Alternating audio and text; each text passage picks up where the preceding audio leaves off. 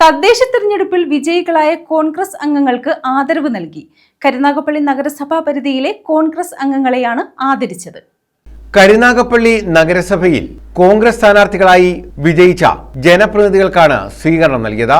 സ്വീകരണ സമ്മേളനം K C. Venugopal MP ഉദ്ഘാടനം ചെയ്തു. MP ബ്ലോക്ക് പഞ്ചായത്ത് മുനിസിപ്പാലിറ്റിയിൽ ഇല്ലല്ലോ. ഇത് മൂന്നുമല്ല ഞാൻ പറയാൻ ഉദ്ദേശിക്കുന്ന വലിയ കാര്യം. ഇത് മൂന്നിന്റെ കൂടെ 3 മാസം കഴിഞ്ഞാൽ അധികാരമുള്ളൊരു സംസ്ഥാന സർക്കാർ നമ്മുടെ കൂടെ. അത് നിങ്ങൾക്കൊന്നും കയ്യേ ഇല്ല, പൊങ്ങുന്നില്ലേ ഇത് പറയുമ്പോൾ പോലും? ഞാൻ ഫോണിൽ ഒരു തംസപ്പ് അടിക്കും ആ സമയത്ത്. ഇപ്പം ഞാൻ പറയുന്നത് അങ്ങനെ അനുകൂലമായ ഒരു കാലാവസ്ഥയിലോട്ട് നമ്മൾ പോവാണ്. കേരള സർക്കാർ, MLA, മുനിസിപ്പൽ ചെയർമാൻ, അപ്പം എല്ലാം കൂടി ഇത് നമുക്ക് ഗുണമുണ്ടാക്കാനല്ലല്ലോ, നാട്ടുകാർക്ക് ഗുണമുണ്ടാക്കാനാണ്, നാട്ടിലെ ജനങ്ങൾക്ക് ഗുണമുണ്ടാക്കാനാണ്. അപ്പോൾ നല്ല ഒരു പദ്ധതി 5 കൊല്ലക്കാലം ഇപ്പോഴും ഇന്ന് ചിന്തിക്കണം. 5 കൊല്ലം കൊണ്ട് നമ്പർ 1, നമ്പർ 2, നമ്പർ 3 പ്രയോറിറ്റികൾ എന്നൊക്കെയാണ്.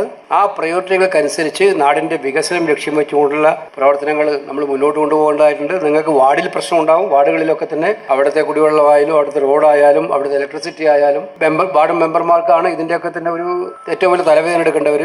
അപ്പോൾ അതെല്ലാം കൂട്ടായി ആലോചിച്ച് വാർഡിന്റെ വികസനവും പൊതുവായ വികസനവും ഒക്കെ തന്നെ ലക്ഷ്യം വെച്ചുകൊണ്ട് ഒരു ബൃഹത്തായിട്ടുള്ള കർമ്മ പരിപാടി തയ്യാറാക്കി മുന്നോട്ട് കൊണ്ടുപോകണം. കോൺഗ്രസ് മണ്ഡലം പ്രസിഡന്റ് പനക്കുളങ്ങര സുരേഷ് അധ്യക്ഷത വഹിച്ചു. CR മഹേഷ് MLA മുഖ്യപ്രഭാഷണം നടത്തി.